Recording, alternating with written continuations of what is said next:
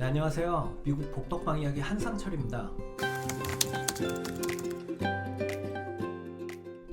네, 제가 지난 시간까지 그 집을 파는 순서 중에 특히 리스팅을 올리는 데까지에 대한 순서를 설명을 드렸고요. 오늘부터는 리스팅을 올리고 난 후에 어떤 과정이 벌어지는지에 대해서 설명을 이렇게 나눠드리도록 하겠습니다. 일단 집을 시장에 올리고 뭐 오픈하우스도 하고 이렇게 되면 이제 바이어분들이 이렇게 집을 보러 오실 거고, 바이어분들이 집을 보고 오신 후에는 당연히 집에 대한 오퍼를 넣게 되어 있습니다. 집이 마음에 들면 오퍼를 받으셨을 때는 그 대개 이 세 가지 경우 중에 하나를 결정을 하셔야 돼요. 있는 오퍼를 그대로 받을 것인가, 아니면 협상을 할 것인가, 아니면 그 오퍼를 그냥 내칠 것인가, 이 셋 중에 하나를 선택을 하셔야 됩니다. 보통 오퍼가 하나만 받았을 경우에는, 물론 오퍼를 여러 개 받으셨을 경우에는 그 멀티 오퍼 시츄에이션이 돼서 저희가 뭐 데드라인을 언제까지 주면서 그때까지 베스트 앤더 하이스트 오퍼를 넣어라 이런 식으로 해갖고 비딩을 그 입찰을 붙이는 그런 순서를 가질 수가 있습니다. 하지만 그렇지 않은 경우에는 이 세 가지 중에 하나가 결정이 되는데요. 제가 권해드리고 싶은 거는, 물론 당연히 오퍼를 받았을 때 제일 중요한 게 이 금액인데, 오퍼 금액이 너무 낮다고 해서 이 오퍼를 절대로 그냥 내치지는 마십시오. 이 실력 있는 리얼터들, 특히 인베스터들하고 많이 일을 해본 리얼터들은 무조건 이 오퍼 금액을 진짜 낮게 넣게 되어 있습니다. 왜냐면 이 협상이 이루어지는 금액 자체가 셀러가 생각하는 금액과 바이어가 밑에다가 박아놓은 이걸 앵커 프라이스라고 그러는데, 이 앵커 프라이스랑 이 사이에서 결정이 되게 돼 있습니다. 그래서 실력이 있는 리얼터들은 정말 최저점부터 계속 쑤셔봐요. 이렇게 계속 쑤셔보다가 결국 이 셀러가 좀 유의미하게 오퍼를 넣는 금액, 거기서부터 진짜 협상을 시작하게 됩니다. 그러면 그 카운터를 넣는 금액이 한 이 정도 되면 뭐 여기서부터 이 사이에서 이제 그 가격이 결정이 되겠죠. 그렇기 때문에 실력이 있는 리얼터들, 특히 인베스터들이랑 많이 일해본 리얼터들은 무조건 밑에서부터 넣습니다. 그래서 이 오퍼 가격이 이 셀러 입장에서 봤을 때 이거 진짜 너무 어이가 없는데, 뭐 이런 금액일 때는 그냥 어이가 없게 카운터 오퍼를 넣으시면 돼요. 뭐 예를 들어서 리스팅 프라이스보다 뭐 한 100불 낮게 카운터를 넣으시든지 이런 식으로 오퍼를 그 카운터를 넣으시면 그 상대방 리얼터가 경험이 많은 리얼터라면 우리 보고 장난하지 말라는 이야기구나, 이걸 한 번에 알아듣습니다.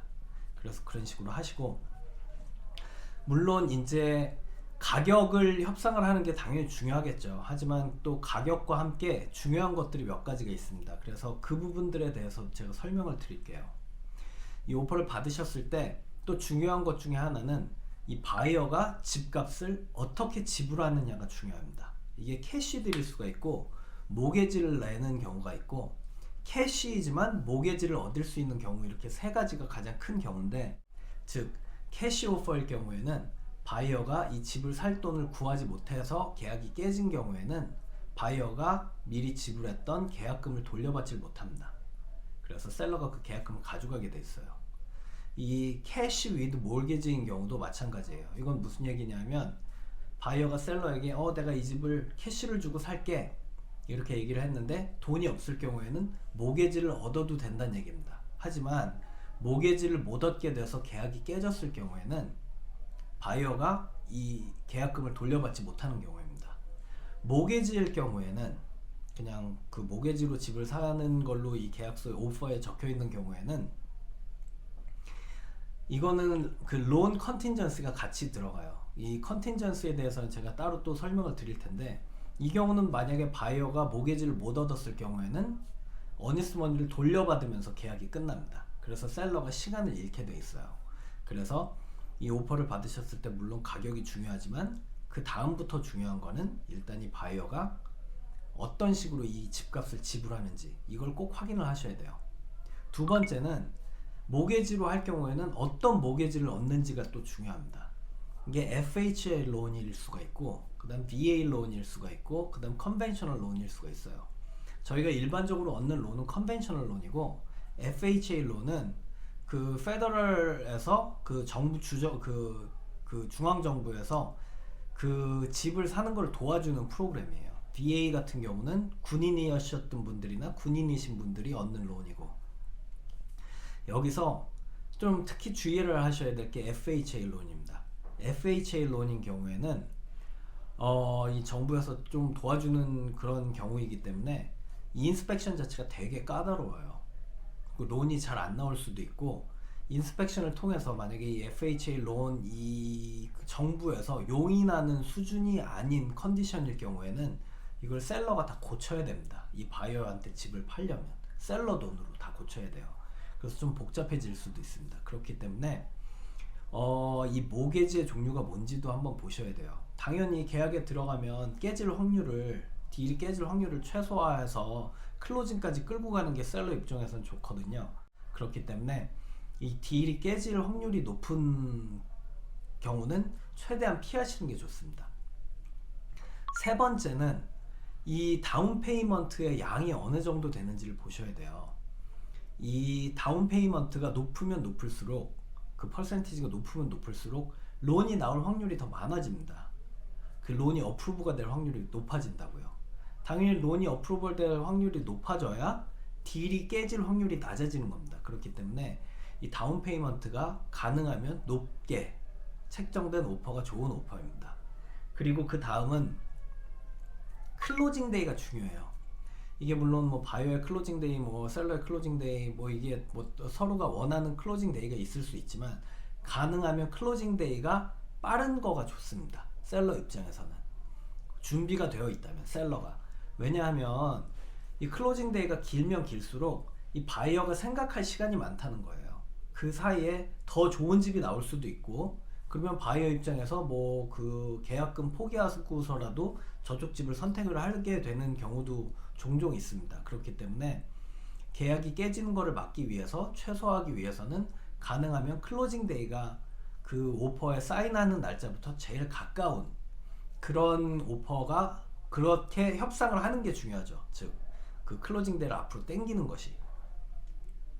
그리고 또 한 가지 또 그 염두에 두셔야 될 게 텍스 프로레이트 텍스 레이트입니다. 이거는 뭐냐면 제가 다음에 비디오로 보다 구체적으로 설명을 드릴 텐데, 뭐가 어떻게 됐든 하여간 이 프로퍼티 텍스는 올해에 지금 2022년에 받는 텍스 이 빌은 작년에 이 집에 산 거에 대한 텍스 빌이에요. 그렇기 때문에 바이어가 이 집을 살 때, 올해 만약에 지금 초에 2022년 초에 집을 산다면, 그러면은 이제 올해 받는 텍스 빌은 2021년도에 대한 텍스 빌이기 때문에 이 바이어가 사실은 이거에 대한 텍스를 낼 의무가 없습니다. 왜냐면 바이어가 사는 집이 아니니까.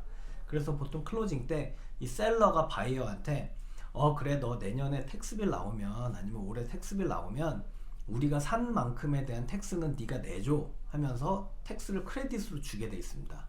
하지만 아직 그 최근 텍스빌을 받지를 않았기 때문에 그 텍스가 얼마가 나올지를 알 수가 없잖아요. 그래서 이 텍스를 주는 크레딧의 양을 마지막에 받았던 텍스 빌의 몇 퍼센트를 준다, 이런 식으로 되어 있습니다.